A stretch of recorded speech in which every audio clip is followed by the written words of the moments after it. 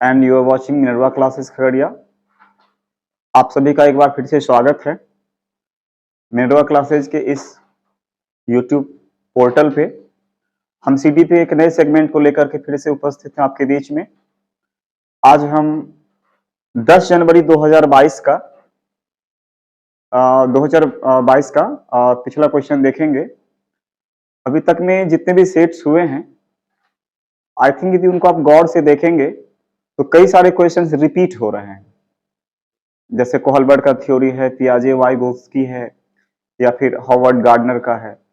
मुझे लग रहा है कि ये काफी इंपॉर्टेंट रोल प्ले करेंगे, जैसा कि अभी तक करता आया है 2011 से। हम गौर करेंगे तो आगे भी। तो इन थ्योरीज को एक बार अच्छे से देखने की आवश्यकता है, और इसके लिए मैं बहुत जल्द आपके बीच इसके थ्योरीज को लेकर के आ रहा हूं। तो फिलहाल आज हम प्रीवियस ईयर क्वेश्चन को कर लेते हैं, फिर थ्योरी की बात करेंगे। तो आइए देखते हैं आज का पहला क्वेश्चन।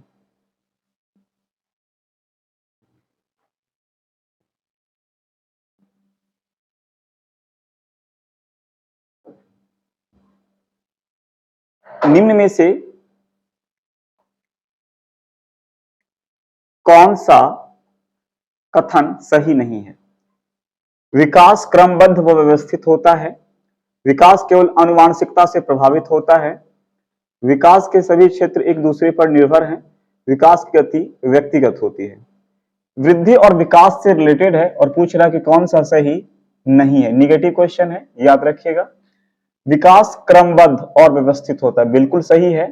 विकास जो होता है एक निश्चित क्रम का अनुसरण करती है। सबसे पहले प्रेगनेंसी फेज आता है, प्रेगनेंसी फेज के बाद इन्फेंसी फेज आता है, इन्फेंसी के बाद चाइल्डहुड आता है, चाइल्डहुड के बाद एडोलसेंस आता है, और इसी तरीके से चीजें आगे चलती रहती हैं, यहीं पे रुक नहीं जाती हैं। डेवलपमेंट जो है लाइफ टाइम चलने वाली चीजें हैं। और व्यवस्थित, इसका सीक्वेंस भी होता है, इसका ऑर्डर भी होता है। अर्थात हर फेज के कुछ न कुछ फिक्स कैरेक्टरिस्टिक होते हैं। जैसे भाषा का विकास पूर्व बाल्यावस्था में, प्री चाइल्डहुड में बहुत तेजी से होता है। ग्रोथ की बात करें हम, या ओवरऑल डेवलपमेंट की बात करें, तो सबसे ज्यादा इन्फेंसी फेज में होता है, और चाइल्डहुड फेज में थोड़ा सा रिस्ट्रिक्ट होता है। फिर जाकर के आपके एडोलसेंस में रैपिडली होना शुरू होता है।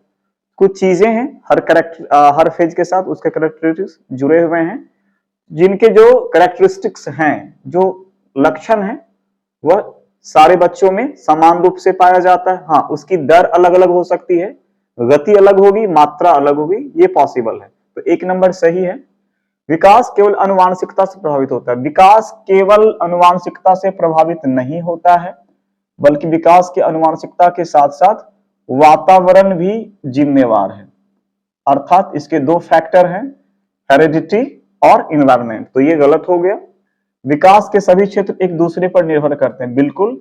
विकास के कई क्षेत्र हैं, जैसे शारीरिक विकास, मानसिक विकास, सामाजिक विकास, सामवेगिक विकास, नैतिक विकास। तो जितने भी डेवलपमेंट्स हैं, चाहे आप कॉग्निटिव डेवलपमेंट की बात करें, फिजिकल डेवलपमेंट की बात करें, सब इंटरनल एक दूसरे से रिलेटेड है। जिसका फिजिकल डेवलपमेंट ठीक से नहीं होगा, डेफिनेटली उसका जो बौद्धिक विकास है, जो कॉग्निटिव डेवलपमेंट है, वो बेहतर नहीं होगा। यदि संज्ञान का विकास ठीक से नहीं होता है, तो उसके इमोशंस भी प्रॉपरली डेवलप नहीं होते हैं, और इसका इंपैक्ट कहीं कहीं सोशल डोमेन में या फिर उसके मोरल डोमेन में भी पड़ ही जाता है। तो यह बात भी बिल्कुल सही है। विकास की गति व्यक्तिगत होती है, बिल्कुल। विकास के क्रम निश्चित होते हैं, बावजूद इसके जो इसकी स्पीड होती है ना, वो व्यक्तिगत होती है, पार्टिकुलर होती है, अलग अलग होती है। कोई बच्चा बहुत जल्द अपना जो कंप्लीट ग्रोथ होता है उसको पा लेता है, कोई बच्चा धीरे धीरे पाता है। किसी का आईक्यू बहुत जल्दी डेवलप हो जाता है, किसी में बहुत वक्त लग जाता है। कोई समाज के साथ जल्दी घुल मिल जाता है, किसी को समाज के साथ घुलने मिलने में बहुत वक्त लग जाता है। तो विकास की जो गति होती है ना, रेट या स्पीड ऑफ डेवलपमेंट, ये पार्टिकुलर होता है, डिफरेंट होता है। ये बात भी सही है। तो एक आंसर हो जाएगा आपका बी नंबर, क्योंकि आपको निगेटिव पॉइंट्स को फाइंड आउट करना था।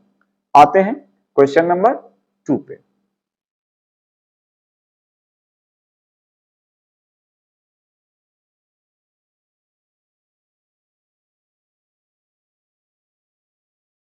भाषा अर्जन के संदर्भ में निम्नलिखित में कौन सा चरण संवेदनशील होता है? अभी मैंने कहा था भाषा अर्जन। देखिए, भाषा को दो तरीके से आप सीखते हैं, एक तो भाषा का अर्जन होता है और एक भाषा का अधिगम होता है,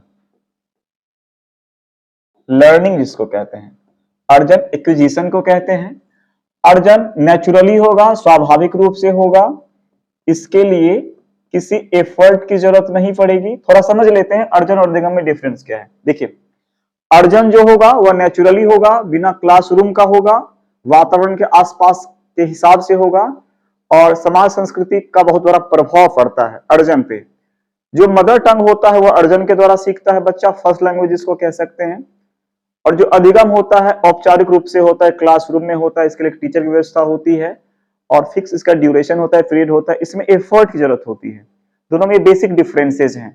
तो वैसी भाषा जो आप अपने परिवेश के साथ सीखेंगे उसको अर्जन कहेंगे, और वैसी भाषा जिसके लिए क्लासरूम, बुक्स, टेक्स्ट वगैरह की आवश्यकता होगी उसको अधिगम कहेंगे। हालांकि यदि हम किसी भाषाई क्षेत्र में चले जाएं जिसको कि हम अब जहां हमने जन्म लिया है वहां पे वो भाषा प्रचलित नहीं है और दूसरे भाषाई क्षेत्र में चले जाएं, कुछ समय वहां बिता दें, तो लर्निंग करने वाले लैंग्वेज का भी हम एक्विजिशन कर सकते हैं।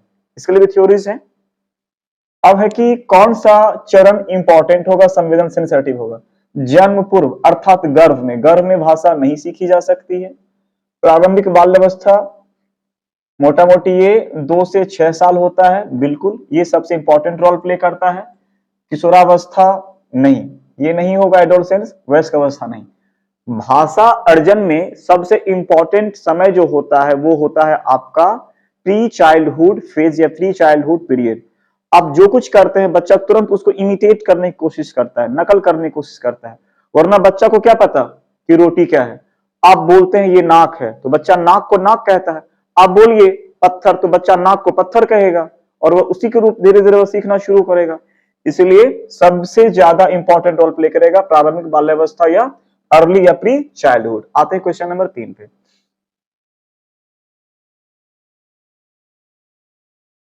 डैश और डैश बच्चों के सामाजिकरण के द्वितीय कारक है। देखिए, परिवार कहीं दिख रहा है, परिवार जो है वो प्राइमरी है, परिवार को छोड़ के बाकी जितने हैं सब सेकेंडरी होंगे। हाँ, परिवार में क्या क्या आ जाएगा? परिवार में अभिभावक आएगा, परिवार में अभिभावक आएगा, परिवार में क्या आएंगे? माँ बाप आएंगे, ये सब आएंगे। तो परिवार द्वितीयक ढूंढ रहा है ना, परिवार प्राइमरी हो गया, ये प्राइमरी, तो ये गलत हो गया। धर्म और अभिभावक, अभिभावक क्या आ जाएगा? प्राइमरी में आ जाएगा, ये भी गलत हो गया। स्कूल धर्म दोनों सेकेंडरी है, स्कूल सेकेंडरी है बट परिवार प्राइमरी है। तो स्कूल और धर्म बच्चों के सामाजिकरण के द्वितीय कारक है। याद रखिएगा, परिवार को छोड़ के बाकी जितने फैक्टर्स होंगे सोशलाइजेशन के सब सेकेंड वन होंगे। आते हैं क्वेश्चन नंबर 4 पे।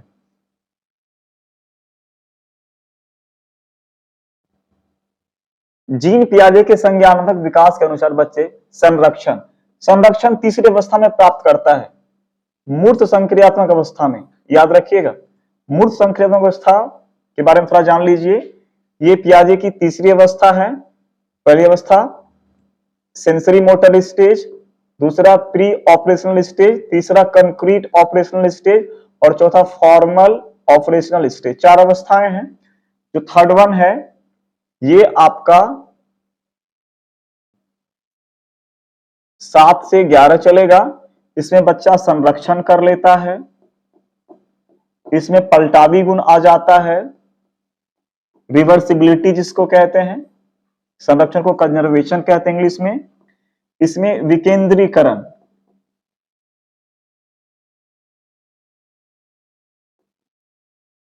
विकेंद्रीकरण आ जाएगा, डिसेंट्रलाइजेशन। और भी चीजें होती हैं, जब हम डिटेल पढ़ेंगे तब देखेंगे। ये कुछ खास गुण है जहां बच्चा इसको करना शुरू कर देता है। और मूर्त है, इसका मतलब मूर्त तार्किक चिंतन, मूर्त तार्किक चिंतन करना शुरू कर देता है बच्चा। तो निश्चित तौर पे इसका सेंसरी मोटर स्टेज नहीं होगा, प्री ऑपरेशनल नहीं होगा। अमूर्त वाले में अमूर्त रूप से सोचता है, 11 के बाद ये पीरियड आता है।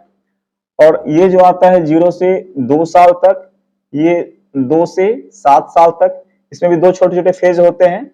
एक इंट्यूटिव पीरियड होता है sorry pre operational pre conceptual period होता है, इसमें एक प्री कंसेप्चुअल पीरियड अर्थात जिसमें बुद्धि कंसेप्ट का डेवलपमेंट नहीं होता है वो, और दूसरा होता है इंट्यूटिव पीरियड, ये 2 से 4 वर्ष होता है और ये 4 से 7 वर्ष तक का होता है।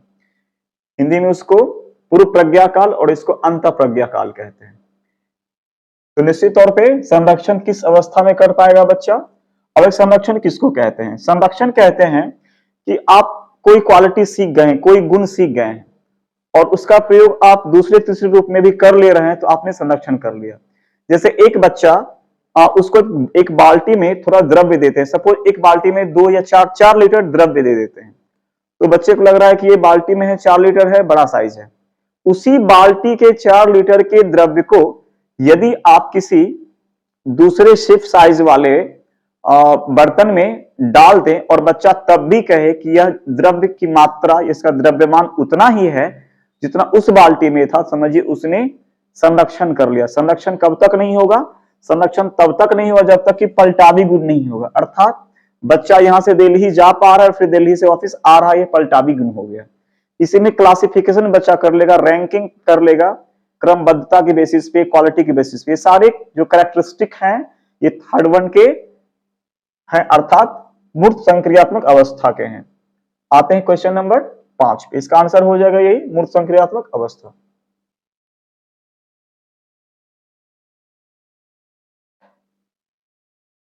मूर्त संक्रियात्मक अवस्था के बच्चों को पढ़ाते हुए एक शिक्षिका को क्या नहीं करना चाहिए?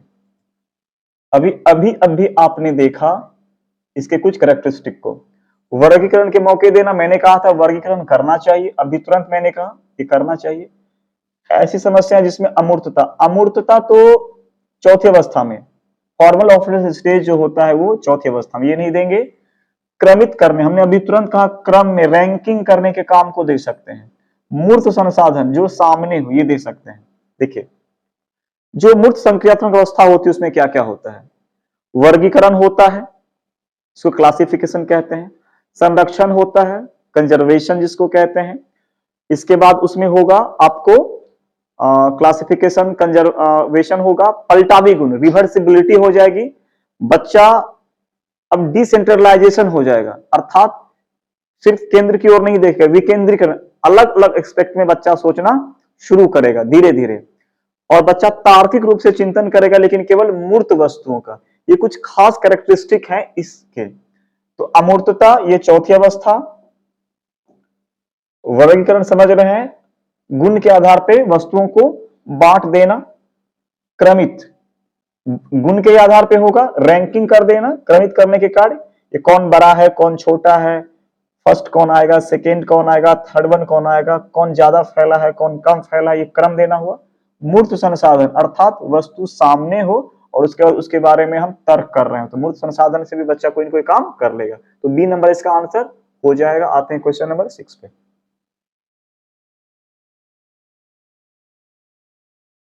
4-5 साल की उम्र के बच्चे अक्सर अपने आप से बातचीत करते हैं। लेव वाइगोस के अनुसार यह वाक 4-5 साल का बच्चा बात करता है, ये बात तो सही है। आत्मकेंद्रिता वर्ड जब आए तो समझ लीजिएगा इगोसेंट्रिक की बात हो तो पियाजे। इसी थ्योरी में मैं नाम बदल दूं, सिर्फ लेव वाइगोस्की की जगह पूछ दूं कि पियाजे ने क्या कहा है, तो आत्मकेंद्रितता की बातचीत होगी, यानी आत्मकेंद्रित वार्ता, इगोसेंट्रिक टॉकिंग होगी वो। उसके संज्ञानात्मक विकास में तो ये चूंकि इसने कोई वर्ड ऐसा नहीं दिया इसलिए गलत है। संज्ञानात्मक विकास में बाधा डालता है, बिल्कुल नहीं। बच्चा स्वयं से बात करता है तो खुद को रेगुलेट करता है, इसलिए बी नंबर आंसर गलत है। उनके सामाजिक विकास में बाधा, ना तो सामाजिक विकास में ना संज्ञानात्मक विकास में कोई बाधा होगी। उनको अपनी सोच नियमित करने में मदद करता है, बिल्कुल। मैंने अपने कहा वो अपने थॉट को रेगुलेट करता है, इससे खुद से बात करके। देखिए बच्चा खुद से बात कैसे करता है।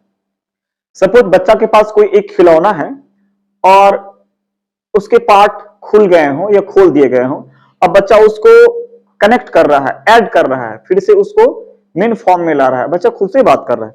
अच्छा ये पार्ट यहां नहीं होगा, यहां होगा। ये जो गाड़ी का व्हील है ना, जो चक्का है ना, ये शायद गलत है, हमको लग रहा है ये इधर होना चाहिए। बच्चा खुद से बात कर रहा है, तो बच्चा जो खुद से बात कर रहा है तो अपने आप को एक नियम के हिसाब से चलने के लिए निर्देशित कर रहा है, सेल्फ रेगुलेट कर रहा है। तो वाइगोस्की ने इसको क्या कहा, प्राइवेट स्पीच या इनर स्पीच, निज वार्ता या व्यक्तिगत वार्ता कहा है। और इसी बातचीत को पियाजे ने इगोसेंट्रिक टॉकिंग या फिर कह लीजिए कि आत्मकेंद्रित वार्ता कहा है। तो लेव वाइगोस्की होगा तो प्राइवेट स्पीच हो जाएगा या निज वार्ता हो जाएगी, और पियाजे होगा तो आत्मकेंद्रित वार्ता हो जाएगी। अब लेव वाइगोस्की ने इसको भी दो भाग में बांटा है।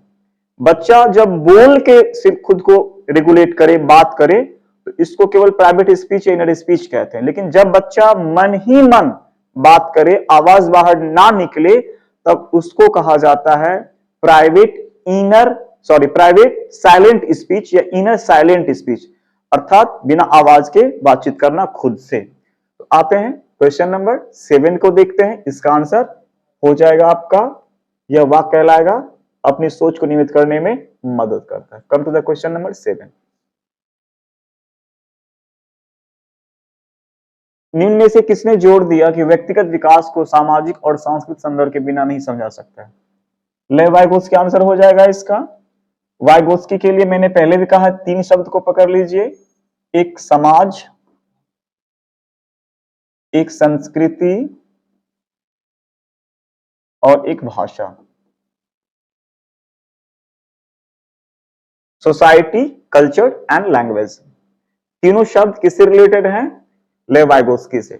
देखिए, लेव वाइगोस्की और जीन पियाजे दोनों ने सिद्धांत जिस क्षेत्र में दिया है, दोनों संज्ञानात्मक क्षेत्र में दिया है। अंतर क्या है कि जीन पियाजे ने अपने सिद्धांत का नाम भी रख दिया है संज्ञानात्मक विकास का सिद्धांत, लेकिन उन्होंने दिया है सामाजिक सांस्कृतिक विकास का सिद्धांत। लेकिन मेन जो पॉइंट है, मेन जो व्यू है, किसकी चर्चा की गई, तो दोनों में कॉग्निटिव डेवलपमेंट की बात की कि बच्चा कैसे कॉग्निटिव डेवलपमेंट में आगे बढ़ता है।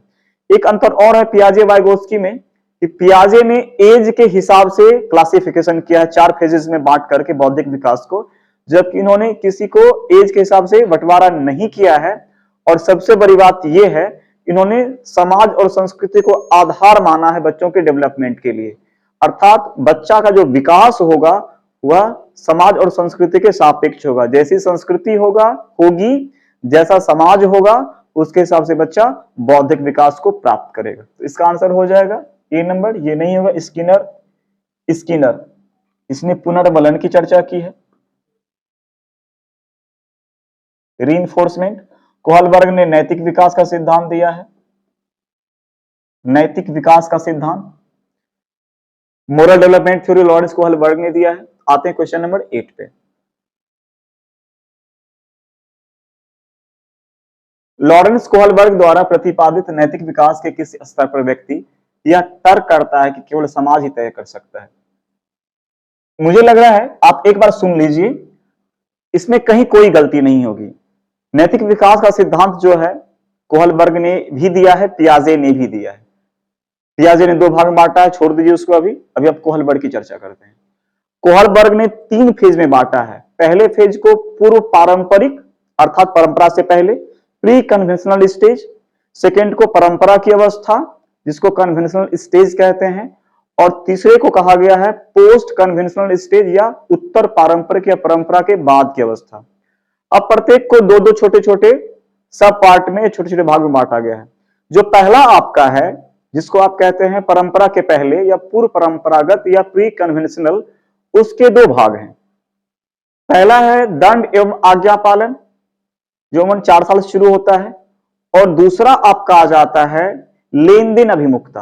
अब कैसे पहचानें, इसमें कहीं कहीं हो सकता है होगा। देखिए, ये है, ये आपका आज्ञा पालन और दंड। इसमें कोई बच्चा नैतिकता का पालन केवल इसलिए करता है कि उसे डर लगता है कि ये काम यदि हम नहीं करेंगे तो हमारी पिटाई हो जाएगी, कोई कोई हमें पनिशमेंट मिल जाएगी, इसलिए करता है। दूसरी बात है, इसके बाद जो आता है लेन देन। इसमें क्या होगा कि एक बच्चा किसी वस्तु को या कोई सामान तभी आपको देगा जब उसे सामने से मिलने की उम्मीद होगी, अर्थात मैं आपको लड्डू दूंगा जब आप भी हमें जिलेबी दो, वरना नहीं दूंगा। ये हो जाएगा लेन देन अभिमुखता। ये तकरीबन 7-8 साल में शुरू होता है। तो 4 से 10 साल का जो पीरियड होता है वह पूर्व पारंपरिक अवस्था में आता है। सेकेंड आपका आ जाता है पारंपरिक अवस्था, ये तकरीबन 10 से 14 साल के आसपास आता है। इसमें भी दो फेजेस होते हैं। पहला फेज जो होता है वह होता है अच्छा लड़का अच्छी लड़की, गुड गर्ल गुड बॉय। इसमें क्या होगा कि लड़का या लड़की अटेंशन खोजता है, आकर्षित करना चाहता है अपना ध्यान, कैसे? अच्छा काम करके, उसकी बड़ाई हो, अप्रिसिएशन हो। इसके बाद इसका जो सेकेंड फेज आता है, जो अमन 12-13 के आसपास स्टार्ट हो जाता है, इसमें होता है आपको कि बच्चा चाहता है समाज ने जो भी नियम बनाया है, चूंकि इसका नाम है सामाजिक नियम व्यवस्था या कानून की व्यवस्था, समाज ने जो भी नियम बनाया है ना, उसमें कोई बदलाव पॉसिबल नहीं है, कुछ भी संभव नहीं है। जो नियम एक बार बन गया है वो बन गया है, और उसी के हिसाब से हम अपने लाइफ को एक्सपेंस करना है, अपने आप को सर्वाइव करना है। तो यह सामाजिक व्यवस्था की बात हो जाती है। यहाँ कट्टरता थोड़ी बढ़ जाती है, अर्थात हम किसी परिवर्तन के पक्षधर नहीं होते हैं। जो तीसरा फेज आता है उसको कहते हैं उत्तर पारंपरिक, पोस्ट कन्वेंशनल फेज। इसमें भी दो छोटे छोटे सब फेज हैं। पहला हो जाता है आपको सोशल कॉन्ट्रैक्ट या सामाजिक अनुबंध की अवस्था, और दूसरा सार्वभौमिक नैतिकता, यूनिवर्सल मॉरलिटी का जो फेज होता है। तो सामाजिक अनुबंध में क्या होगा कि समाज के नियम को हम तब तक मानेंगे जब तक वे हमारे बेटरमेंट के लिए काम कर रहे हैं, बट जैसे हमारे बेटरमेंट से बाहर के हो जाएंगे, हम उसमें तौर तरीके उपयुक्त होने चाहिए, यानी सहमति से, वैधानिक तरीके से, अच्छे तरीके से उसमें बदलाव ले आएंगे। और जो सार्वभौमिक होगा वह सब जगह, सब देशों में, सब भूमि पे समान रूप से लागू होगा, और कम ही लोग, 25% लोग ही वहां तक पहुंच पाते हैं। तो आइए देखते हैं। केवल समाज तय करेगा, ये नहीं होगा, ये नहीं होगा। अधिकारिता में सामाजिक क्रम, बिल्कुल ये हो जाएगा, सार्वभौमिक होगा नहीं। आते हैं क्वेश्चन नंबर 9 पे।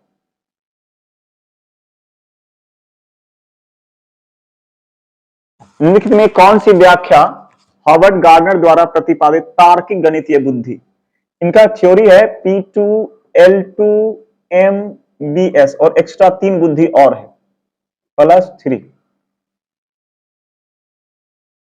तार्किक गणितीय बुद्धि, मैथ, यहां से एम से देखिए, मैथमेटिकल लॉजिकल इंटेलिजेंस की बात कर रहे हैं ये। मानवीय अस्तित्व, अस्तित्ववादी बुद्धि, बिल्कुल नहीं। जो एक्स्ट्रा 3 है उसमें से एक अस्तित्ववादी बुद्धि है। ध्वनि और ताल,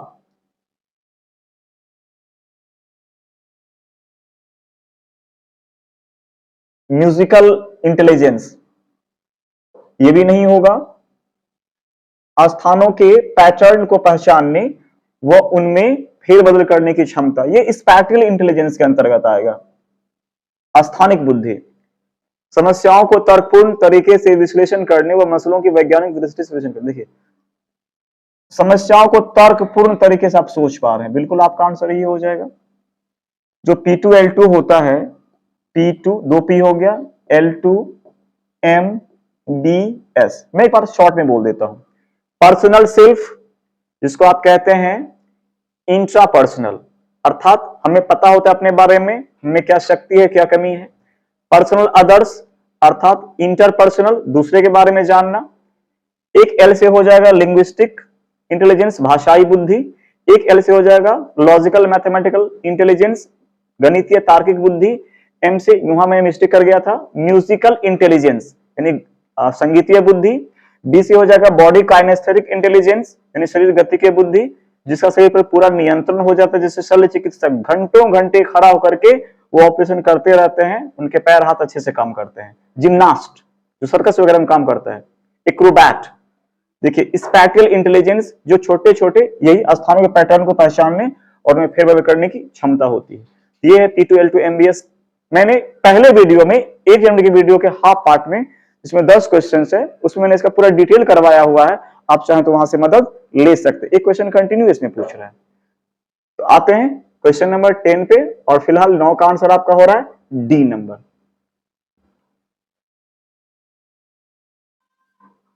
एक प्रगतिशील कक्षा में अधिगम अंतःक्रिया संवाद द्वारा होता है, बिल्कुल सही है। प्रगतिशील कक्षा, प्रोग्रेसिव क्लासरूम, जिसमें बच्चा सक्रिय होकर के सीखे, बच्चा निष्क्रिय ना हो, टीचर फैसिलिटी प्रोवाइडर की भूमिका में हो, बच्चे को करने के स्वतंत्र अवसर दिए जाएं। बच्चा इंटरेक्शन करेगा, मौका मिलेगा तो संवाद करेगा, सही है। शिक्षकों से अधिगमकर्ताओं द्वारा एक तरफा प्रसारण के रूप में नहीं, बिल्कुल नहीं। Is a one way transmission from the teacher to the learners, मतलब टीचर बताएंगे और स्टूडेंट बस उसको ग्रहण करेगा, तो फिर ये क्लास प्रगतिशील नहीं हुआ। ये तो टीडीएल पैटर्न हो गया। इस पैटर्न को कहेंगे टीडीएल। टीडीएल दो पैटर्न होता है, एक सीसीएल होता है, एक टीडीएल होता है। टीडीएल हो गया टीचर डिपेंडेंट लर्निंग और सीसीएल हो गया चाइल्ड सेंटर्ड लर्निंग, जिसमें बच्चे सर्वे सर्वा हो उसको सीसीएल कहते हैं, और जिसमें टीचर ऑल इन ऑल हो, बॉस हो जाए, उसको टीडीएल कहते हैं। टीडीएल पैटर्न की मान्यता नहीं है, उसे समाप्त कर दी गई है। निष्क्रिय अभिग्रहण, पैसिव रिसेप्शन, आप ले रहे हैं और निष्क्रिय होकर के नहीं ले पाएंगे आप, केवल अधिगमकर्ता की जिम्मेवारी है, वो शिक्षकों की कोई भूमिका नहीं है। ये गलत है कि अधिगमकर्ता सक्रिय होंगे, शिक्षक भी सक्रिय होंगे। अंतर केवल इतना होगा कि शिक्षक बस उन्हें फैसिलिटी देंगे, सुविधा प्रदाता की भूमिका में होंगे, जहां आवश्यकता होगी मदद की वहां मदद करेंगे, लेकिन सक्रिय रूप से बच्चे सीखेंगे। शिक्षक की भूमिका नहीं है ऐसी कोई बात नहीं होती है। तो आंसर हो जाएगा ए नंबर। आते हैं क्वेश्चन नंबर 10 पे, सॉरी 11 पे आते हैं। गणित के शिक्षकों को लड़कियों से कक्षा में बहुत कम अपेक्षा रखनी चाहिए। ये जेंडर पक्षपात की बात कर रहा है कि गणित में लड़कियां कमजोर होती हैं, इसलिए उनसे उम्मीद बहुत कम रखिए। गलत बात है, स्टेटमेंट ए तो गलत हो गया आपका।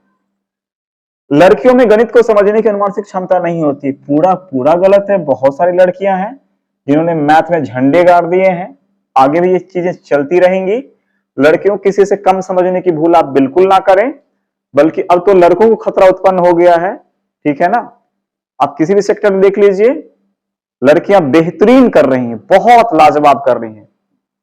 दे हैव बीन आउटस्टैंडिंग। तो इस पर आपको सोचने की आवश्यकता है कि दोनों तर्क गलत है, तो आपका ए और आर दोनों गलत है। आते हैं क्वेश्चन नंबर 12 पे। भाषा के संदर्भ में राष्ट्रीय शिक्षा नीति 2020 किस पर बल देती है? भाषा के संदर्भ में बहुभाषिता, एक भाषावाद नहीं होगा। पूरे देश में निर्देश का माध्यम अंग्रेजी, गलत है। पूरे देश में निर्देश का माध्यम हिंदी, यह भी गलत है। देखिए, मल्टीलिंग्विज्म। नेट 2020 ने बताया है कि क्लास 1 to 5 तक आपको हिंदी भाषा नहीं, मदर टंग में सिखानी है। जो भाषा जहां की, अब कहीं की डोंगरी है, अब डोंगरी भाषा में उसको 1 to 5 दीजिए। ये मैंडेटरी कर दिया गया है। आपको मदर टंग में, जो उनकी मातृभाषा है, उन्हीं भाषा में आपको बताना है बच्चों को 1 to 5 तक। यदि पॉसिबल हो आप 8 तक और उसके बाद 10th तक भी इसको ले जा सकते हैं, लेकिन 1 to 5 तक तो कंपलसरी है कि आप बच्चे को उसी भाषा में ज्ञान देंगे, उसी भाषा में अधिगम कराएंगे जिस भाषा में बच्चा अपने परिवेश में बातचीत करता है, इंटरेक्ट करता है, अर्थात जो उसका मदर टंग होगा। अब आते हैं, ये बहुभाषिता क्या है? बहुभाषिता होती है कि हम क्लास जिस भाषा में भी दें, जो हमारा मदर टंग है, जो बच्चे का मदर टंग है, लेकिन वहां पर दूसरी तीसरी भाषाओं को बोलने वाले बच्चों को भी अवसर दें, सम्मान दें, स्पेस दें, जगह दें। इससे क्या होगा, बच्चा धीरे धीरे बिना किसी प्रयास के दूसरी तीसरी भाषा को भी सहजता से सीख लेगा। अर्थात सभी भाषाओं का सम्मान हम करने को बताएंगे, दिखाएंगे, प्रैक्टिकली हम रिस्पेक्ट करेंगे तो बच्चे रिस्पेक्ट करेंगे और बहुत सारी चीज बच्चा समझ पाएगा।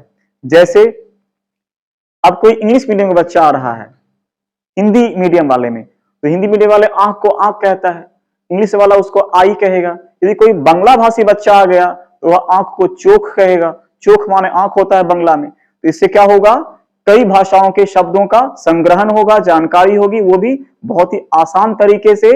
इससे बच्चों की जो भाषिकता है उसका बहुत बेहतर प्रभाव देखने को मिलेगा। तो आंसर हो जाएगा आपका ए नंबर 12 का। आते हैं क्वेश्चन नंबर 13 पे।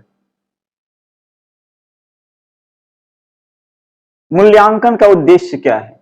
अधिगमकर्ताओं में असफलता का डर पैदा करना, बुरे प्रदर्शन के लिए बच्चों को शर्मिंदा करना, अधिगमकर्ताओं के प्रदर्शन की एक दूसरे से तुलना, अधिगमकर्ताओं को सीखने की प्रक्रिया में मदद करने के तरीके खोजना। देखिए, कभी भी असफलता का डर पैदा करने के लिए मूल्यांकन नहीं होता है। मूल्यांकन का मतलब क्या होता है? मूल्यांकन का मतलब होता है बच्चों के शैक्षिक और गैर शैक्षिक दोनों उद्देश्य की जांच परख करना। एक निश्चित अवधि में बच्चा ने जितना अधिगम किया है उसको जानने की कोशिश करना कि बच्चा वास्तव में कितना अधिगम कर पाया सच्चे मायने में, अर्थात लाइफ में, रियल लाइफ में उसको इंप्लीमेंट कर पा रहा है या नहीं कर पा रहा है। तभी हम उसको कहेंगे मूल्यांकन। बुरे प्रदर्शन के लिए बच्चों को शर्मिंदा करना, कभी नहीं शर्मिंदा करना है, मूल्यांकन का पर्पस नहीं है। तुलना करना भी कभी भी मूल्यांकन का हिस्सा नहीं होता। तुलना करने से हीन भावना की उत्पत्ति होती है।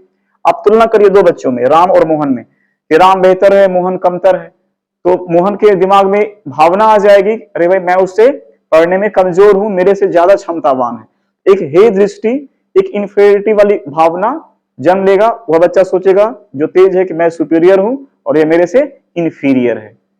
तो यह भी गलत होगा। अधिगमकर्ताओं को सीखने की प्रक्रिया में मदद करने के तरीके खोजना बिल्कुल सही है।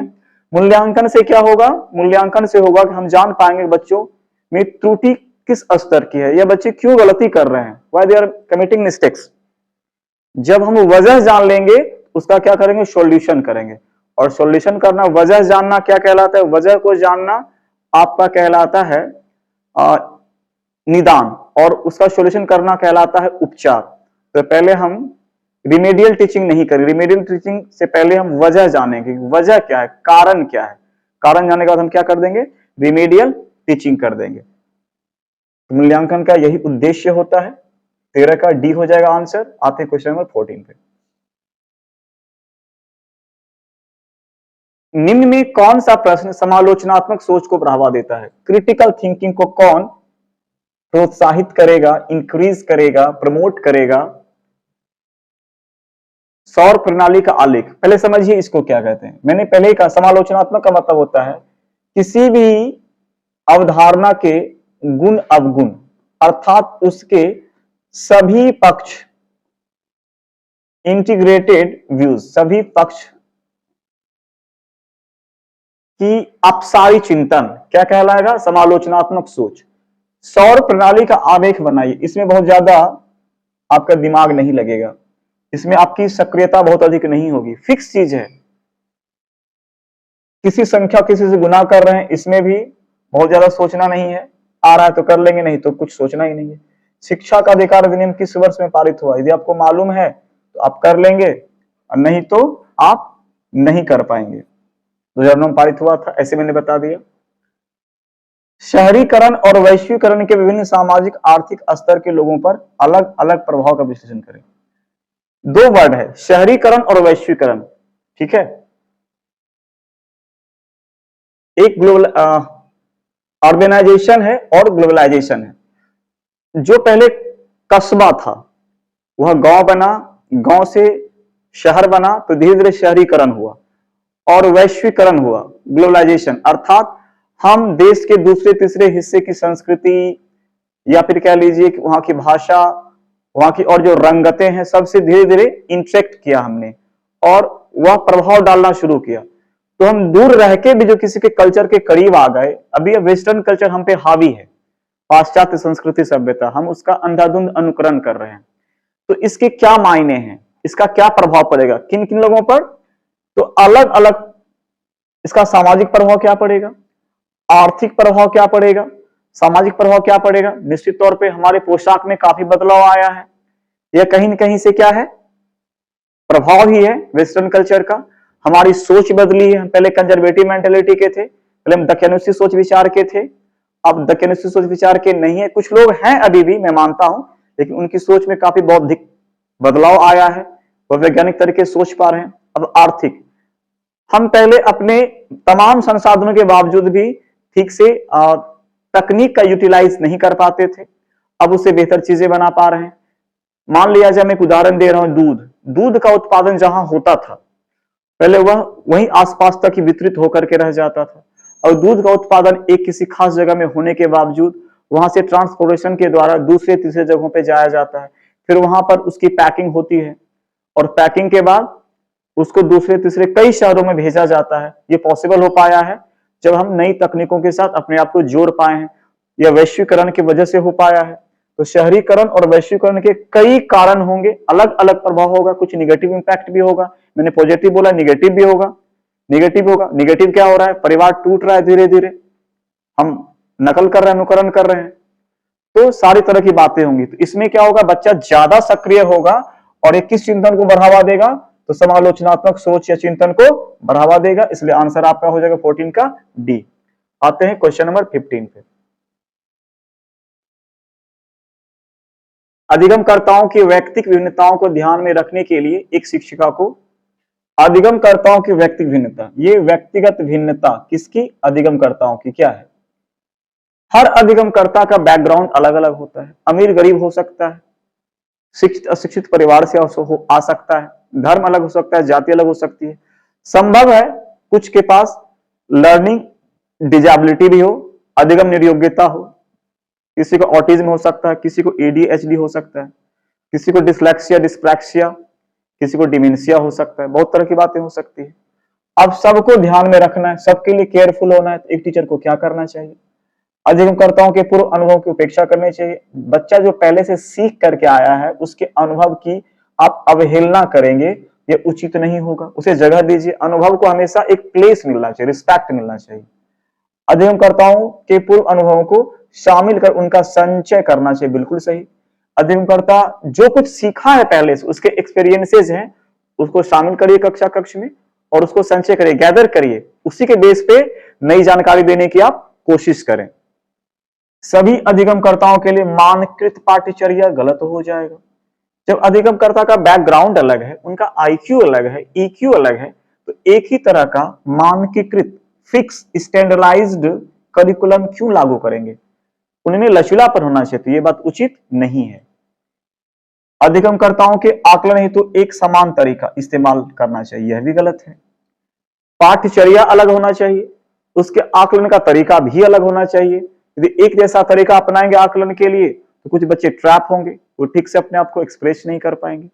हमेशा लचीले रुख की बात करता है, चाहे आप एनसीएफ 2005 की बात कर ले या आप नेप 2020 की बात कर ले, दोनों जगह एक ही बात आपको मिलेगी देखने को कि अधिगमकर्ताओं के आकलन या शिक्षण या मूल्यांकन के लिए अलग अलग तरीकों का प्रयोग होना चाहिए, अर्थात उन्हें लचीला होना चाहिए। तो 15 का आंसर बी हो जाएगा। आते क्वेश्चन नंबर 16 पे। एक समावेशी कक्षा में विद्यार्थी ज्ञान सामग्री के निष्क्रिय प्राप्तकर्ता होते हैं। समावेशी में निष्क्रिय कभी नहीं होगा। विद्यार्थी समतापूर्ण तरीके से बढ़ते और विकसित होते हैं, बिल्कुल सही है। प्रौद्योगिकी के उपयोग में विद्यार्थियों के साथ भेदभाव करेंगे तो समावेशी कक्षा नहीं होगा। विद्यार्थी पूरी तरह से अपने दम पर ही इंफेसिस कर दिया सेंटेंस को, अधिगम में आने वाली बाधाओं को दूर करते हैं, तो फिर टीचर क्या करेंगे? पहले समझते हैं समावेशी कक्षा क्या है। इंक्लूसिव क्लास, समावेशी कक्षा का मतलब होता है एक ऐसा कक्षा कक्ष, एक ऐसा क्लासरूम जहां किसी भी तरह का कोई भेदभाव नहीं हो। पहले बच्चों को शामिल करिए, सभी बच्चों को। कौन से बच्चे? जितने भी तरह के बच्चे आपको नजर आ जाए, फिजिकली चैलेंज्ड, ये विजुअली चैलेंज्ड, लोकोमोटर की डिजेबिलिटी हो, डिसलेक्सिया की प्रॉब्लम हो, डिस्प्रैक्सिया की प्रॉब्लम हो। एक सामान्य कक्षा कक्ष में अमीर हो, गरीब हो, हिंदू हो, मुस्लिम हो, सबको शामिल करिए, एक साथ बैठाइए, बिना भेदभाव के सबको समान अवसर दीजिए और अलग अलग तरीकों का प्रयोग करिए ताकि उन्हें कोई परेशानी हो भी तो परेशानी को न्यून किया जा सके या संभव तो दूर किया जा सके। तो निष्क्रिय नहीं रहेगा बच्चा, सक्रिय रहेगा, भेदभाव नहीं करेंगे और अपने दम पर नहीं। टीचर वहां पर क्या करेंगे? उन्हें कुछ ना कुछ हेल्प करेंगे, मदद करेंगे, निर्देश देंगे, सहायक की भूमिका में होंगे। तो आपका आंसर 16 का हो जाएगा, बी नंबर। आते हैं 17 नंबर पे। आर्थिक रूप से कमजोर वर्ग के विद्यार्थियों की शिक्षा के संबंध में शिक्षा का अधिकार अधिनियम 2009 के खंड 12 क्लाउज 12 द्वारा निम्न में से किसकी सिफारिश की गई है? देखिए, आरटीई 2009, इसका एक क्लाउज है CLAUS, क्लाउज 12। इसमें कहा गया है कि जो निजी विद्यालय है, निजी विद्यालय, उसमें 25% सीटें रिजर्व रहेंगी। कितनी प्रतिशत सीटें? 25% सीटें रिजर्व रहेंगी। आरटीई 2009 ने व्यवस्था किया है निजी विद्यालय में। क्यों? क्योंकि सरकारी विद्यालय में आरक्षण की किसी को आवश्यकता नहीं है, सबके लिए समान रूप से ओपन है, खुला हुआ है। केवल व्यावसायिक शिक्षा, ऐसी कोई बात इसने नहीं करी है। उनके अलग विद्यालय, इसकी बात इसने नहीं करी है।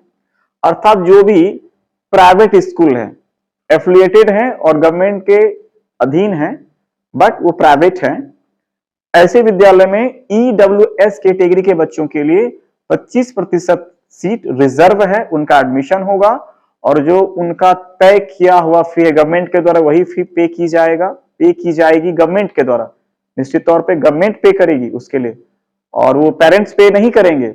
आपके पास जानकारी नहीं है तो जान लीजिए, आपके आसपास जितने स्कूल हैं, जितने भी प्राइवेट स्कूल हैं वहां जाइए और अपने हक अधिकार के लिए वहां पर उनसे बात करिए। आते हैं क्वेश्चन नंबर 18 पे।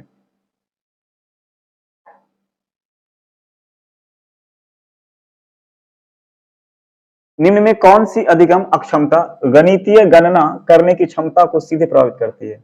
डिसकैलकुलिया गणित से रिलेटेड, डिसलेक्सिया पढ़ने की प्रॉब्लम है, डिस्ग्राफिया लिखने की समस्या है, डिस्प्रैक्सिया मांसपेशीय विकार है, मांसपेशीय विकार है।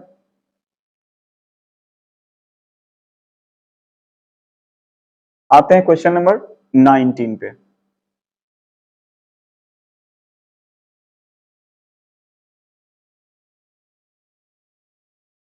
विविध शिक्षण आवश्यकताओं वाले विद्यार्थियों को शामिल करने के लिए इनमें किसकी आवश्यकता होगी? विविध शिक्षण आवश्यकता यानी सबकी शिक्षण आवश्यकता अलग अलग हो।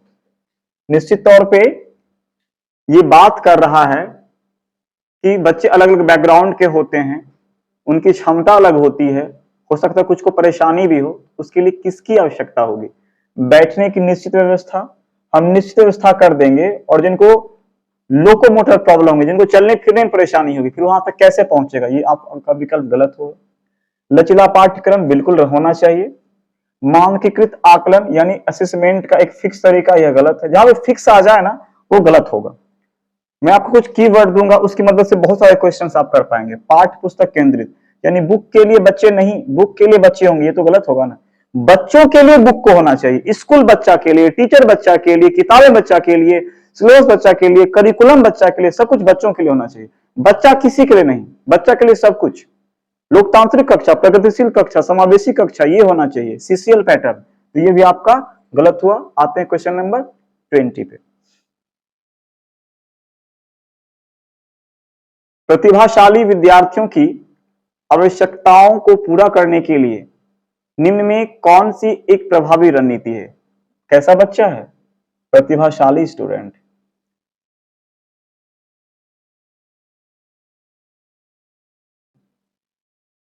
ऐसा स्टूडेंट जिसे गिफ्ट मिला हुआ है, काफी तेज तर्राक बच्चा होगा। बहुत ही सरल और आसान प्रश्न पूछें। प्रतिभाशाली बच्चा है, सिंपल क्वेश्चन नहीं पूछेंगे। उन्हें चुनौतीपूर्ण और उच्च क्रम के कार्य सौंपे, ये ठीक है। जानकारी को समझने के लिए अधिक समय दे, नहीं, वह तो कम समय में जानकारी को आसानी से समझ लेगा, क्योंकि वह बच्चा प्रतिभाशाली बच्चा है, प्रतिभावान बच्चा है। उनसे सफलता की कम उम्मीद करें, नहीं, कम नहीं अधिक उम्मीद करनी होगी हमें। आपका आंसर बी हो जाएगा, क्योंकि बच्चा काफी तेज तर्राक है, इंटेलिजेंट है, मेरिटोरियस है। उसे चुनौती, चैलेंजेस, जो उसके इंटेलिजेंस को चैलेंज करे, वह जो सोच रहा है उसके सोचने को प्रभावित करे पॉजिटिव वे में, उसके सोचने पर बल पड़े, अर्थात वह अपने दिमाग को और सक्रिय करे, ऐसे काम को दीजिए। तो चुनौतीपूर्ण कार्य दीजिए और उच्च क्रम के कार्य सौंपिए, जो थोड़े से हाई लेवल के हो। उसका आईक्यू इतना बेहतर है, इस काम को करने में उसको मजा भी आएगा और कर भी लेगा, इसलिए 20 का आंसर हो जाएगा बी नंबर। आते हैं 21 पे। विद्यार्थियों में अधिगम को सुसाध्य करते समय शिक्षक को निम्नलिखित में से किस रणनीति से बचना चाहिए? क्या कर रहे हैं? अधिगम को ईज कर रहे हैं, सुसाध्य कर रहे हैं, आसान कर रहे हैं। संकल्पना मानचित्र करना चाहिए, खोजी अधिगम करना चाहिए, सहज अनुमान लगाना करना चाहिए, निष्क्रिय नकल गलत। आप अधिगम को आसान कर रहे हैं। अधिगम को आसान कैसे करेंगे आप? संकल्पना मानचित्र, कंसेप्ट मैपिंग। किसी क्वेश्चन का आंसर करने के लिए पहले हमारे दिमाग में एक कंसेप्ट क्रिएट होता है, एक खाका क्रिएट होता है, और हम सोचते हैं उसके भिन्न भिन्न पहलुओं के बारे में, एनालिसिस करते हैं। तो डेफिनेटली जब एनालिसिस करते हैं तो यह आपके उस वस्तु के बारे में जो इमेज बन रहा है, इमेज क्रिएटिंग हो रहा है, उसको मजबूत करेगा, कंसेप्ट अवधारणा को स्ट्रॉन्ग करेगा। तो इसलिए संकल्पना मानचित्रण आवश्यक है। खोजी अधिगम, अधिगम ऐसा होना चाहिए कि उसमें कुछ नया करने को मिले, something should be new and special, also useful, जो उपयोगी हो, नया हो, विशिष्ट हो, इस तरह के अधिगम होने चाहिए। उसको हम करने के ऐसे अवसर बच्चों को प्रोवाइड करते रहें। सहज अनुमान लगाना, हम किसी चीज का एग्जैक्ट आंसर तक तुरंत नहीं पहुंच सकते हैं, हमें पहले अनुमान लगाना होता है। अनुमान लगाना भी एक कला है कि हम किस क्षेत्र में और किस तरीके से आगे बढ़ें कि हम अपने टारगेट तक पहुंच सके, अपने गंतव्य तक पहुंच सकेंगे। तो बच्चों में यदि यह प्रवृत्ति विकसित हो जाए, बच्चे खोजी प्रवृत्ति के हो जाएं, बच्चे अनुमान लगाना सीख जाएं, बच्चे अवधारणा मानचित्रण की बात करने लगे, सोचने लगे, तो ये अधिगम को बहुत ही बेहतर कर देगा। इसलिए आपका आंसर होगा कि किससे बचना चाहिए, तो निष्क्रिय नकल से बचना चाहिए, आंसर डी हो जाएगा। आते हैं 22 पे। अर्थपूर्ण अधिगम, मीनिंगफुल लर्निंग को सुसाध्य करने हेतु सूचना प्रसंस्करण क्या है? हमने कल भी बताया था सूचना प्रसंस्करण क्या है, यानी आपके पास जो सूचना पहुंचती है उस पहुंची हुई सूचना को और बेहतर तरीके से अपने कार्य या अधिगम का हिस्सा बना लेना, अपने कार्य या अधिगम का हिस्सा बना लेना या उसको उस रूप में रिप्रेजेंट करना, यही कहलाता है सूचना प्रसंस्करण। क्या करेंगे आप? अधिगम को बेहतर करना है, जो भी सूचनाएं आप तक पहुंच रही है, जो जानकारी पहुंच रही है, उसके साथ क्या करेंगे आप? गैर संदर्भीकरण, जो उससे रिलेटेड ना हो उसको लेके बैठेंगे तो गलत हो जाएगा ना। इरिलीवेंट टॉपिक गलत होगा। विस्तारण अच्छी बात है। आपके पास जो सूचना है, मैंने यही तो कहा कि सूचना जो है उसको और बेहतर तरीके से कार्य अधिगम का हिस्सा बना लेना, विस्तार करेंगे, उसका एलोबरेशन करेंगे, उसका वर्णन करेंगे, लेकिन वर्णन करने में किसका ख्याल रखेंगे? कंसेप्ट का ख्याल रखेंगे। कंसेप्ट का ख्याल हमेशा रखना होगा। उद्दीपन प्रतिक्रिया अनुबंध, ये व्यवहारवाद की बात हो जाती है कि रिस्पॉन्स तब करेंगे जब स्टिमुलस मिलेगा, हम खाना तब खाएंगे जब हमें रसगुल्ला मिलेगा, हम पढ़ाई तब करेंगे जब हमें प्राइज मिलेगा। ये लंबा समय तक चलने वाली बात, लंबे समय तक चलने वाली बात नहीं है। यह थोड़े समय के लिए आपको प्रेरित करेगा, लेकिन बाद में ये धीरे धीरे गायब हो जाएगा। रटकर याद करना बिल्कुल अनुचित बात है, इम्प्रॉपर मैटर है ये। तो अर्थपूर्ण अधिगम को सुसाध्य करने के लिए सूचना प्रसंस्करण का कौन सा तत्व सहायक है? उसका क्या होना चाहिए? विस्तार होना चाहिए, अर्थात उसको और बेहतर तरीके से उपयोग में लाने की कोशिश होनी चाहिए ताकि कंसेप्ट और बिल्डअप हो, डेवलप हो। तो 22 का आंसर हो जाएगा आपका विस्तारण। आते हैं क्वेश्चन नंबर 23 पे। एक नया विषय पढ़ाना शुरू करने से पहले एक शिक्षक के लिए यह जानना महत्वपूर्ण है, बच्चे पहले से क्या जानते हैं। बिल्कुल, आप कोई नया विषय पढ़ा रहे हैं तो आप कहां से पढ़ाएंगे, कैसे पढ़ाएंगे? सपोज मैं उसे जा रहा हूं पढ़ाने के लिए, मान लिया जाए कि सपोज इंग्लिश में पढ़ाना चाह रहा हूं मैं, आप उसको आर्टिकल, किसी बच्चे को, सपोज मैं उदाहरण दे रहा हूं, इसको ऐसा ना माने। अब आर्टिकल में बच्चे कहां तक जान रहे हैं? आर्टिकल में सामान्य बच्चे जान रहे हैं कि एन का यूज कहां कहां होता है या नहीं होता है, या द का यूज कहां होता है। नॉर्मली बच्चे जानते हैं कि प्रोपर नाउन के पहले ए या इन का, अर्थात जो इंडेफिनिट आर्टिकल उसका यूज नहीं होता है। यदि बच्चे पहले से जान रहे हैं कि प्रोपर नाउन के पहले भी ए या इन का यूज होता है, या फिर नाउन नंबर में यदि जान रहा है कि राम का प्लूरल भी राम्स होता है एक्सेप्शनल केसेस में, वह जान रहा है या नहीं जान रहा है, हमें बताना हो तो इस नियम को कैसे बताएंगे? पहले तो जानकारी बटोरनी होगी ना कि बच्चे आर्टिकल या नाउन नंबर को कहां तक जान पा रहे हैं। पहले तो सामान्य बातें हैं, अर्थात जो एक उम्मीद होती है कि इतनी बातें बच्चे के जहन में हो, उसको जानना होगा। और जब नॉर्मल चीजें जान जाएंगे तब जो एक्सेप्शनल रूल्स होंगे वो बताए जाएंगे। वरना कंपैरेटिव के पहले द का यूज, सुपरलेटिव नहीं, कंपैरेटिव के पहले द का यूज, प्रोपर नाउन के पहले ए एन का यूज, ये सब क्या है? एक्सेप्शनल चीजें हैं।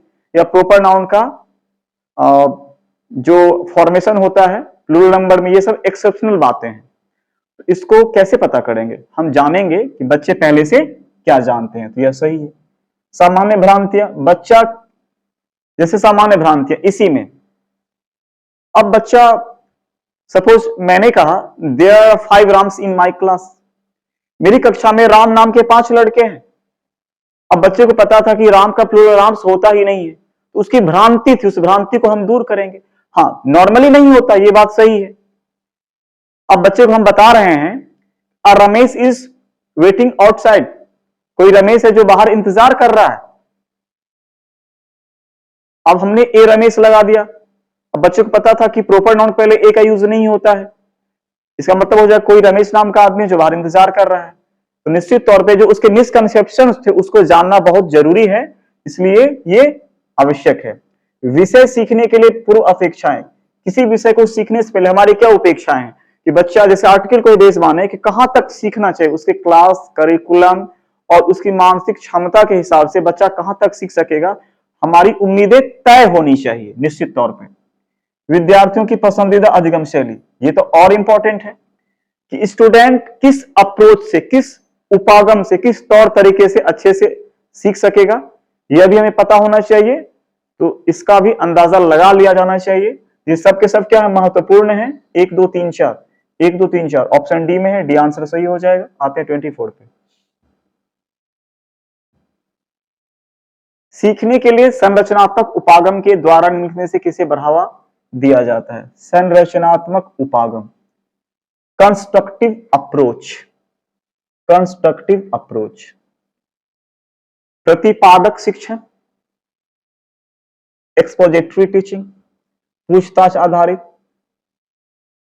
शिक्षण की व्याख्यान, रटकर याद करना, ये सॉरी ये गलत होगा, व्याख्यान गलत होगा, ये गलत होगा, ये सही होगा। क्यों सही होगा, समझिए चारों। प्रतिपादक, एक वर्ड होता है एक्सपोज, एक्सपोज का मतलब होता है छिपी हुई बात को बता देना। तो जब कोई टीचर किसी टॉपिक के अंतर्निहित भाव को, जो उसका शब्द है, जो उसका अर्थ है, जो उसका मीनिंग है, उसको अच्छे से बता देता है, तो उसको कहते हैं एक्सपोजिटरी टीचिंग, प्रतिपादक शिक्षण। दूसरे वर्ड है शिक्षण की व्याख्यान विधि, लेक्चर देना, किसी टॉपिक पे हम व्याख्या दे देते हैं। सेमिनार वगैरह में व्याख्या ही होती है, समझाने की कोशिश की जाती है व्याख्या के द्वारा, अपने लेक्चर के द्वारा बोल करके। इसमें बच्चे निष्क्रिय रहेंगे, सक्रिय नहीं है, बस बच्चा सुनेगा, श्रोता का काम करेगा। और रटकर याद करना तो पता ही है, ये निगेटिव वर्ड है। हम क्या करेंगे, पूछताछ आधारित।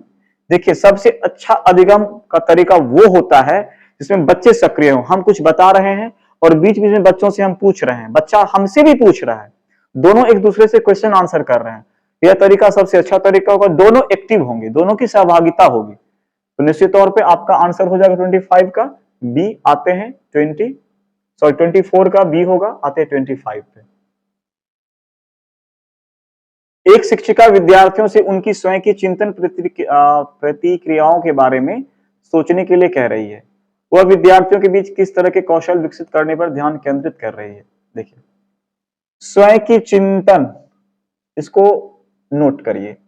प्रतिक्रिया, हमने कहा जब कोई व्यक्ति, बच्चा अपने ही चिंतन का चिंतन करे, चिंतन का चिंतन करे, तो उसको कहते हैं अधिसंज्ञानात्मक, मेटाकॉग्निशन कहते हैं उसको। अच्छे से समझ लीजिए इसको। हम सोचते हैं किसी चीज के सॉल्यूशन को, तो ये हो गया हमारा चिंतन। अब हम बाद में फिर चिंतन करेंगे हमारे चिंतन का जो तरीका था वो कितना अप्रोप्रिएट था। जैसे कोई आया हमसे पूछने के लिए, हमें भाई 5,000 रुपए की आवश्यकता है, आप दे दीजिए। हमने तुरंत सोचा इसको दे देंगे, रिटर्न करेगा कि नहीं करेगा पता नहीं, चलो दे देते हैं। हमने उसे 5,000 रुपया दे दिया। उस समय जो कुछ सोचा, उस चिंतन के बेसिस पे हमने क्या किया, उसको 5,000 रुपया दे दिया। अब 2 घंटे 4 घंटे के बाद हम फिर सोच रहे हैं, या 2-4 रोज के बाद सोच रहे हैं, हम जिस तरीके से सोचे, जो बेस तैयार किए, क्या वो मेरे सोचने का तरीका सही था, मेरे रिप्लाई करने का तरीका सही था, जवाब का तरीका सही था? तो बाद में जो सोच रहे हैं ना, अर्थात अपने चिंतन का जो फिर चिंतन कर रहे हैं, ये कहलाएगा मेटाकॉग्निशन, परासंज्ञान या अधिसंज्ञान कहलाएगा। ये तो इसका आंसर हो जाएगा अधिसंज्ञान। ये कुछ भी इसका आंसर नहीं होगा, आंसर बी होगा 25 का। आते हैं 26 पे। अक्षरों की एक लंबी श्रृंखला को यादगार और सार्थक भागों में समूहित करके याद रखने की रणनीति क्या कहलाती है? खंडीकरण कहलाती है। याद रखिएगा। सपोज आपको कुछ भी याद रखना है, कुछ भी, 9 8 4 5 6 2, इसको आप पार्ट वाइज कर लेते हैं। 98, 45, 62। यह अक्षर ही है, कोई अक्षर है, उस अक्षर को आप बांट लेते हैं 2 पार्ट में, 3 पार्ट में। पार्ट वाइज करके आप क्या करते हैं, उसको याद रखते हैं। ये कहलाता है चंकी, कहलाता है खंडीकरण, कहलाता है अनुबंधन नहीं, कंडीशन नहीं है इसमें। अधिसंज्ञान मैंने अभी तुरंत बताया। समावेशन क्या होता है कि किसी जानकारी को अपने आप में शामिल करना। समावेशन होता है किसी जानकारी को, कोई कंसेप्ट है उसको हम अपने आप में शामिल कर रहे हैं, ये समावेशन या एसिमुलेशन कहलाता है। तो ठीक है, आते हैं क्वेश्चन नंबर 27 पे। इसका आंसर हो जाएगा खंडीकरण। वर्ड को याद रखिएगा, किसी अक्षर या शब्द की लंबी श्रृंखला को हम छोटे छोटे पार्ट में, लेकिन सार्थक होना चाहिए, तो ऐसा नहीं उसको निरर्थक कर लें, सार्थक पार्ट में बांट लें। उसके बाद उसको याद रखने का जो तौर तरीका होगा वह कहलाएगा खंडीकरण। जैसे सपोज एक वर्ड हम ले लेते हैं, सपोज विद्यालय ही है, इसको हम 2 पार्ट में बांट देते हैं। एक विद्या ले लिए और एक आलय ले लिया हमने। अब इसको याद रखने के लिए कि विद्या भी एक सार्थक शब्द है, आलय भी एक सार्थक शब्द है, ये क्या कहलाएगा, कौन सा तरीका, खंडीकरण कहलाएगा। आते हैं क्वेश्चन नंबर 27 पे। नए स्पष्टीकरण तैयार करना, फॉर्मुलेटिंग न्यू क्लैरिफिकेशंस, लक्ष्य प्राप्त करने के लिए पहले सीखे गए नियमों के सरल अनुप्रयोग से परे जाना और परिणामों का मूल्यांकन करना निम्न में से किसके लिए महत्वपूर्ण भाग है। समावेशन, भ्रांति, समस्या समाधान, रटकर याद करना। 3 चीज आप कर रहे हैं। क्या कर रहे हैं, लक्ष्य को पहले आप क्या कर रहे हैं, नए स्पष्टीकरण तैयार करना कि आप किसी काम को क्यों कर रहे हैं, उसकी वजह क्या है, रीजन क्या है, उसके लिए एक स्पष्टीकरण तैयार कर रहे हैं। लक्ष्य प्राप्त करने के लिए पहले सीखे गए नियमों के सरल अनुप्रयोग से परे जाना, टारगेट को अचीव करने के जो कुछ आपने सीखा है उसको जिस तरह से आप प्रयोग कर रहे हैं उससे परे जाना, परे मतलब बाहर चले जाना, उससे भी बेहतर और लाजवाब तरीके का इस्तेमाल करना, और परिणामों का मूल्यांकन करना कि जो रिजल्ट आ रहा है उसका असेसमेंट कर रहे हैं। इनमें से किसके महत्वपूर्ण भाग हैं। समावेशन में सीधी बात हो जाएगी, हम नए ज्ञान को शामिल कर रहे हैं, किसी ज्ञान को अपने आप में शामिल कर रहे हैं, समावेशन एसिमुलेशन होगा। भ्रांति, मिसकंसेप्शन, मैंने अभी भी बताया है कि अवधारणाओं से इतर जो अवधारणाएं हैं उन अवधारणाओं से अलग कुछ अवधारणाएं होती हैं जो वास्तव में सच नहीं होती हैं और हमारे दिमाग में कई वर्षों से चलते आ रहे होते हैं, उसको हम क्या मान लेते हैं, यही सच है, बट एक्चुअली में होता है वो मिसकंसेप्शन, भ्रांति। यहां पर ऐसी कोई बात नहीं है। समस्या समाधान, बिल्कुल ये सही होगा कि किसका महत्वपूर्ण भाग है, समस्या समाधान। रटकर याद करना होगा ही नहीं। समस्या समाधान के लिए क्या करना होगा, नए तौर तरीके, नए स्पष्टीकरण तैयार करना होगा। लक्ष्य को प्राप्त करने के लिए जो पहले के तौर तरीके थे उससे बाहर जाना होगा, उसका कैसा इंप्लीमेंटेशन करें, और जो रिजल्ट मिल रहा है उसका भी हम क्या करेंगे, मूल्यांकन करेंगे। हमने समस्या का समाधान जो करना चाहा वो हुआ या नहीं हुआ। तो निश्चित तौर पर 27 का आंसर क्या हो जाएगा, सी हो जाएगा। आते हैं क्वेश्चन नंबर 28 पे।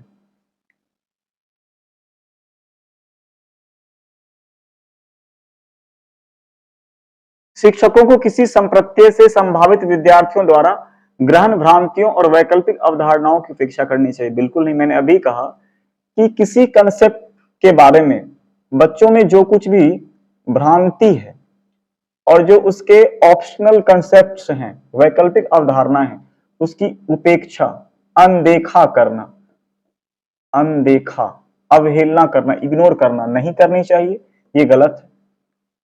उसके पास जो भी वैकल्पिक अवधारणाएं हैं, जो भी भ्रांति है, उसका सम्मान करना चाहिए। वजह जानिए कि ऐसा बच्चा क्यों सोच रहा है। ये बच्चे के मन में बैठा दी गई है ये बातें कि लड़कियां गणित में कमजोर होती हैं, तो हम जानना चाहेंगे लड़कियां गणित में कमजोर होती हैं, उसने ऐसा क्यों सोचा, या उसको बता दिया गया है कि एक तरीका बस यही है पहाड़ा लिखने का, कि उसको रटना पड़ेगा, रट करके ही पहाड़ा लिख सकता है वो। जबकि पहाड़ा क्या है, टेबल क्या है, जोड़ की प्रक्रिया है। आप 4 into 5 या 4 5 20 लिखते हैं, 4 5 20 लिखते हैं, तो 20 क्या है ना, उसके पहले 16 था, 16 में आपने 4 लिखा है, ऐड किया है, तो आप इस तरीके से बता सकते हैं।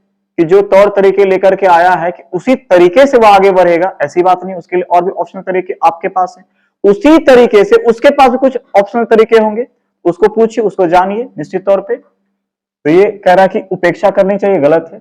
भ्रांतियां अत्यंत गलत होती है और तर्कहीन चिंतन प्रक्रिया दर्शाती है, नहीं। बच्चा एक निश्चित तार्किकता का सहारा लेकर के अपने मिसकंसेप्शन को अपने ब्रेन में स्कीमा में जगह देता है, तर्कहीन नहीं होता है। मिसकंसेप्शन हो सकते हैं, हो सकता है वो सत्य ना हो, लेकिन फिर भी उस अवधारणाओं के लिए, उस मिसकंसेप्शन के लिए उसने कुछ लॉजिक लगाया होगा। तो ये हमेशा गलत नहीं होते हैं, असत्य नहीं होते हैं, तर्कहीन चिंतन प्रक्रिया को नहीं दर्शाता। ए और आर दोनों गलत है, नीचे लिखा हुआ है, डी नंबर आंसर हो जाएगा। आते हैं नेक्स्ट क्वेश्चन पे। संवेगों से संबंधित समकालीन मनोवैज्ञानिक सिद्धांत संज्ञानात्मक और भावनात्मक प्रक्रियाओं के संबंध को किस तरह देखते हैं? संवेगों से संबंधित समकालीन मनोवैज्ञानिक सिद्धांत। संवेग क्या है? इमोशन को संवेग कहते हैं। सामान्यतया नॉर्मली इतना ही जानिए, समकालीन मनोवैज्ञानिक अर्थात जिस काल में आप हैं उस काल के मनोवैज्ञानिक सिद्धांत जो हैं संज्ञानात्मक और भावनात्मक प्रक्रियाओं के संबंध को किस तरह देखते हैं। अर्थात ऐसे मनोवैज्ञानिक जिनका संबंध संवेग से, जो संवेग के क्षेत्र में काम किए हुए हैं, उन्होंने क्या कहा है, किसके बारे में? कॉग्निशन के बारे में और इमोशन के बारे में। अर्थात दोनों के बीच कैसा रिलेशन होता है, क्या कॉग्निशन और रिलेशन स्वतंत्र है या स्वतंत्र नहीं है, दोनों में रिलेशन है। एक दूसरे से स्वतंत्र है, बिल्कुल गलत है। दोनों एक दूसरे से गुथे हुए, बिल्कुल सही है। केवल भावना ही संज्ञान को प्रभावित करती है, यह भी गलत है। केवल संज्ञान भावनाओं को, यह भी गलत है। यह सही है। कैसे सही है? यदि आपके पास अच्छी इंटेलिजेंस है, आपका कॉग्निशन बेहतर है, सपोज मान लिया जाए कि आप जा रहे हैं एग्जाम देने और कोई आपको गाली देकर के भाग गया, आप चाहें तो क्या करेंगे? दौड़ के पकड़ के पीटिए, मारपीट कर लीजिए, आपका एग्जाम खराब हो जाएगा। और यदि आपका संवेग पर नियंत्रण है तो आप क्या करेंगे? आपके पास पहले सोचिए, इंटेलिजेंसी है, बौद्धिक क्षमता बेहतर है, तो सुन लेंगे, तत्काल इग्नोर कर देंगे, इसका हिसाब किताब बाद में होगा। थोड़े ना जरूरी है तुरंत हिसाब किताब कर लें, पहले एग्जाम दे के आते हैं, फिर आराम से बैठ के समीक्षा करेंगे, फिर सोची जाएगी बात। ये क्या हुआ कि आपके पास बौद्धिकता थी तो आपने संवेग को नियंत्रित कर लिया, संवेग को भी बेहतर कर लिया। आपके पास बौद्धिकता बेहतर नहीं होती, संवेग भी आपका खराब हो जाता। अब इसका उल्टा एग्जाम्पल देखते हैं। यदि आपके पास संवेग बेहतर है, बेहतर संवेग में इमोशंस बेहतर, अच्छे अच्छे इमोशंस आ रहे हैं, भावनाएं बेहतर है, लाजवाब है, तो कितनी भी समस्या आएंगी आप लगे रहेंगे। इंटेलिजेंसी जो है आपको कार्य करने की एबिलिटी देता है, और कार्य लंबे समय तक कर सके इसके लिए इमोशन का बैलेंस होना बहुत जरूरी है। हमें चोट कब लगती है? जब हम आहत होते हैं। आहत नहीं होते हैं तो चोट तो लगती रहती है, उसे परेशानी नहीं होती है। तो संवेग संज्ञान को प्रभावित करता है और संज्ञान संवेग को प्रभावित करता है, दोनों एक दूसरे से रिलेटेड हैं, जुड़े हुए हैं। 29 का आंसर बी हो जाएगा। आते हैं क्वेश्चन नंबर 30 पे। विद्यार्थी सीखने के लिए प्रेरित महसूस करते हैं, मोटिवेटेड कब महसूस करेंगे? जब कार्य होता है मूर्त और अत्यधिक जटिल, उनकी वास्तविक दुनिया से जुड़ा हुआ, अप्रासंगिक, बिल्कुल भी चुनौतीपूर्ण नहीं। मूर्त होगा तो बच्चा प्रेरित महसूस करेगा, यहां तक तो सही है, लेकिन जटिल भी कैसा? अत्यधिक जटिल, बहुत कॉम्प्लिकेटेड, एक्सट्रीमली नेक्सस होगा तो बच्चा प्रेरित नहीं होगा। तब क्या होगा? बच्चा धीरे धीरे काम को छोड़ देगा। अप्रासंगिक अर्थात उससे जुड़ा हुआ ना हो, रिलेटेड ना हो, तो बच्चा क्या करेगा? उसको छोड़ देगा। इररिलेवेंट होगा, छोड़ देगा। बिल्कुल भी चुनौतीपूर्ण नहीं, एकदम सिंपल वर्क होगा तो भी छोड़ देगा। उनकी वास्तविक दुनिया से जुड़ा हुआ। आप किसी काम को तब सीखते हैं जब आपके रियल लाइफ से उसका कोई रिलेशन होता है। वास्तविक जीवन से जुड़ा हुआ नहीं होता है तो धीरे धीरे आप उससे विमुख हो जाते हैं, बहुत लंबे समय तक चलने वाली बातें नहीं होती हैं। इसका आंसर हो जाएगा 30 नंबर का बी नंबर। वास्तविक दुनिया से जुड़ा हो तो बच्चे क्या करेंगे? सीखने के लिए प्रेरित खुद को करते रहेंगे। तो आज ये आपका लास्ट क्वेश्चन था इस सेगमेंट का। आप तब तक इस वीडियो को देखिए, एंजॉय करिए और फीडबैक जरूर दीजिए। मैं बार बार कह रहा हूं कि फीडबैक में अपने जगह को मेंशन करिए कि आप किस डिस्ट्रिक्ट से या किस स्टेट से बिलोंग करते हैं। हम अपने वीडियो क्वालिटी को दिनों दिन और बेहतर करने की कोशिश कर रहे हैं। मिलते हैं अगले सेगमेंट में, तब तक के लिए बहुत बहुत धन्यवाद आपका। Have a nice day.